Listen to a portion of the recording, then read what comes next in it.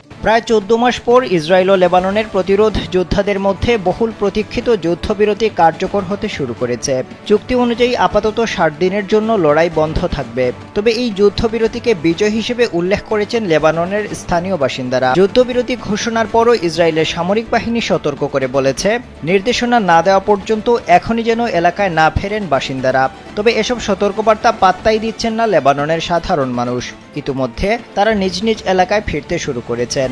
মঙ্গলবার মার্কিন president Joe Biden বলেছেন, গত বছর গাজা যুদ্ধের কারণে হাজার হাজার মানুষের প্রাণহানি ঘটেছে। এমন একটি সংঘাতের অবসানের পথ পরিষ্কার করতে মঙ্গলবার যুদ্ধবিরতি চুক্তি হয়েছে। স্থায়ীভাবে শত্রুতা নিরসনের পরিকল্পনায় এই চুক্তি করা হয়েছে। চুক্তি অনুযায়ী ৬০ দিনের মধ্যে ধাপে ধাপে সেনা প্রত্যাহার করবে ইসরায়েল। একই সঙ্গে লেবাননের সেনাবাহিনী সীমান্ত অঞ্চলে নিয়ন্ত্রণ প্রতিষ্ঠা করবে। এদিকে গাজায় চলমান গণহত্যা বন্ধ করা এবং একটি স্থায়ী অস্ত্রবিরতি প্রতিষ্ঠায় তুরস্ক সব ধরনের সহায়তা দিতে প্রস্তুত বলে জানিয়েছেন দেশটির প্রেসিডেন্ট রিসেপ তাইয়েপ এরদোয়ান।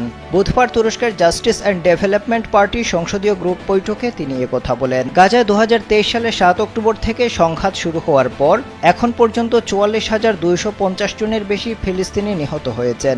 আহত হয়েছেন ১,৪৭,০০০-এর বেশি মানুষ, যাদের মধ্যে অধিকাংশ নারী ও শিশু। Desk report BE news.